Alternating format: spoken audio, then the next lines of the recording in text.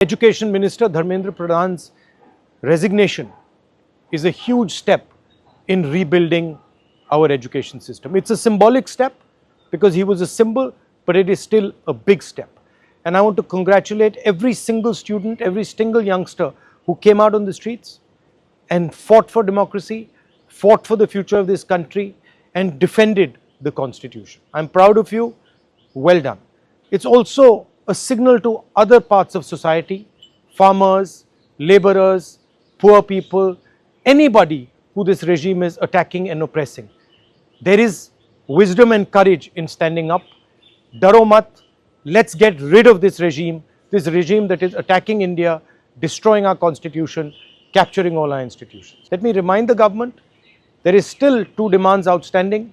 The first one, and most important one, anybody who has raised a finger on our students, beaten them, shot at them, has to be held accountable. People who've organized it, people who've implemented it, all have to be punished. And the final demand, that the Prime Minister of India, out of respect for the students of India, out of respect for the future of India, has to apologize to the students who were brutalized and attacked. Thank you. Jai Hind.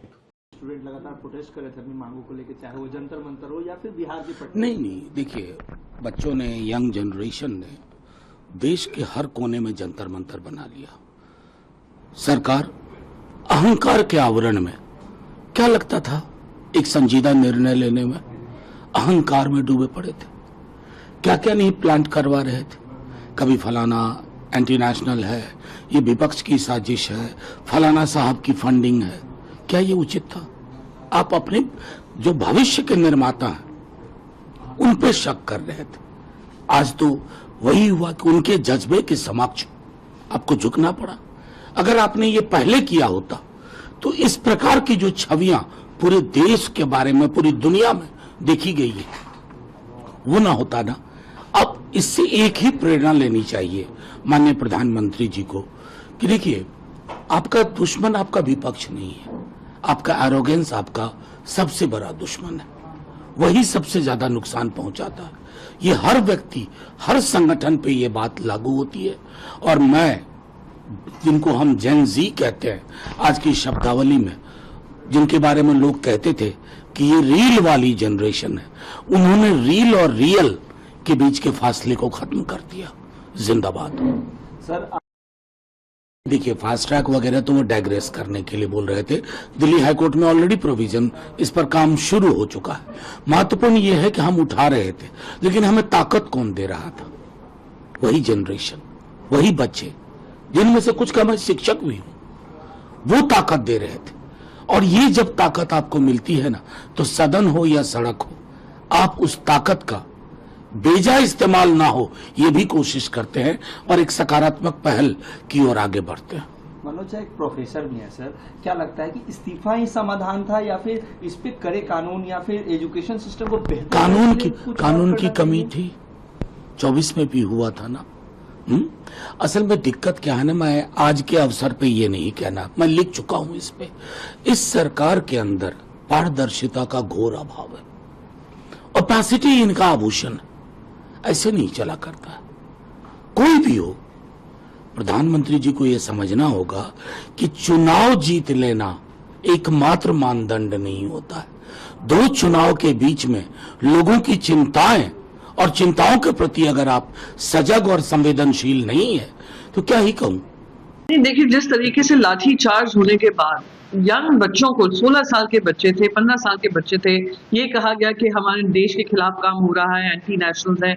उन बच्चों ने अपनी कहानियां सुनाकर, इतने सारे अनगिनत videos दिखाकर जहां दिल्ली पुलिस ने उन पे इस तरीके की बमबारी की है, वो सब सामने आया है। उसके चलते जो देश में आक्रोश पैदा हुआ, वो उसका खामियाजा सरकार को उनके इस्तीफे से भरना पड़ा है। सिर्फ वो दिल्ली तक नहीं सीमित रही फिर वो लड़ाई सब जगह फैली है। चाहे वो मिजोरम हो, चाहे वो पुणे हो, चाहे वो नासिक हो, नागपुर हो, कोलकाता हो, बेंगलुरु हो, मुंबई हो, सब तरफ उसकी गूंज सुनाई दी है। तो यही साबित होता है, जब सरकार अपनी आंख मूंद ले, अपने कान बंद कर ले और सिर्फ मुंह खोल कर रखे, तो कहीं ना कहीं जनता का आक्रोश बाहर निकलता ही है। आप कुछ भी उनको कह लीजिए, उन बच्चों ने कर दिखाया है, लड़ाई लड़के दिखाई नहीं। अभी हम सब बात करेंगे इसके बारे में। हो सकता है मोर्चा तो होगा ही, तिरंगा मोर्चा होगा, जहाँ पे हम सभी देशवासियों को आभार व्यक्त करेंगे और उनका धन्यवाद करेंगे कि आने वाले समय में जो अकाउंटेबिलिटी के मापदंड उन्होंने तय किए हैं, वो अकाउंटेबिलिटी लगी रहे, बनी रहे, और जो हमारी युवा पीढ़ी है वो सशक्त रहे, एकजुट रहे, और ये अकाउंटेबिलिटी सरकार की तरफ से और अहंकारी सरकार से मांग करती है। देखिए, इस देश के करोड़ों युवाओं की ये बहुत बड़ी जीत है, और एक लाइन है हम लोग अपने आंदोलन के दिनों में कहते रहे हैं कि जिस ओर जवानी चलती है उस ओर जमाना चलता है। तो आज इस देश के करोड़ों युवाओं ने मजबूर किया कि जो सरकार कुंभकर्ण की नींद सो रही थी वो जागी, और शिक्षा मंत्री का इस्तीफा हुआ। युवाओं की मांग उनको माननी पड़ी। अभी उनकी कुछ और डिमांड है जिसको लेके उनकी बातचीत चल रही है। तो मुझे लगता है कि ये एक बहुत बड़ी विजय है। 12 साल में पहली बार सरकार के किसी मंत्री को इस्तीफा देना पड़ा है, और इससे जवाबदेही की परंपरा शुरू होगी। जो भी गलती करेगा उसकी जवाबदेही तय होगी। 21 बच्चों की मौत हो गई पेपर लीक के कारण, ये बहुत बड़ी घटना है, और इस पर कोई जवाबदेही तय ना हो ये बिल्कुल गलत होता। तो इसलिए ये एक बड़ी जीत है इस देश के नौजवानों की। दूसरी बात ये कि जिस तरह से आंदोलन को कुचलने का प्रयास मोदी जी ने किया, तो उसमें वो सफल नहीं हुए। वो जितना नौजवानों से लड़ रहे थे, नौजवान उनसे कई गुना ज़्यादा तेजी से लड़ रहा था। पूरे देश में इसका विस्तार हो रहा था आंदोलन का। तो उन्होंने समझ लिया कि अब शायद इसके अलावा कोई दूसरा रास्ता नहीं है। मैं फिर से एक बार इस देश के करोड़ों युवाओं को नमन करता हूँ। सोनम वांगचुक जी जिन्होंने अनशन रखा इतने दिनों तक, अभिजीत दीपके और उनके सभी साथी, और इस देश के करोड़ों युवा बधाई के पात्र हैं जिन्होंने इस सरकार को युवा शक्ति के आगे झुकने के लिए मजबूर किया। पेपर लीक से शुरू हुई लड़ाई अब रोजगार तक आगे बढ़ेगी, ऐसा मेरा मानना है और ऐसी मेरी उम्मीद है। युवाओं की जीत है। जो नई पीढ़ी के लोग अपनी मांग को लेकर के आए उसकी जीत है। सरकार को झुकना ही था, सरकार को अंततः झुकना ही था।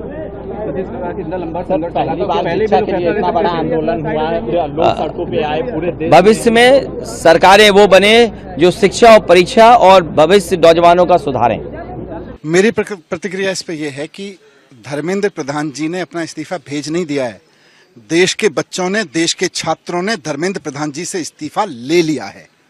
भेजना या मोदी जी का इस्तीफा लेना तो उस वक्त कहा जाता जब नीट का पेपर घोटाला हुआ और 22 बच्चों ने सुसाइड कर लिया। उसी वक्त मोदी जी एक जिम्मेदार प्रधानमंत्री होने के नाते अपने शिक्षा मंत्री से इस्तीफा लेते, या धर्मेंद्र प्रधान जी इस्तीफा देते या भेजते। आज तो देश के बच्चों ने, देश की जेनजी ने प्रधानमंत्री को, अहंकारी प्रधानमंत्री को मजबूर किया है कि वो अपने भ्रष्टाचारी शिक्षा मंत्री को उसके पद से हटाएं, उससे इस्तीफा लें। क्योंकि पेपर लीक को लेकर पूरा ये आंदोलन शुरू हुआ, जेनजी का आपने जिक्र किया, क्योंकि आप स्टेट के भी शिक्षा मंत्री हैं, तो कैसे इस पूरे जो इस आंदोलन को देखते हैं, आपने कहा सफल हुआ है ये आंदोलन? देश में एक बहुत बड़े पैमाने पर शिक्षा क्रांति की जरूरत है।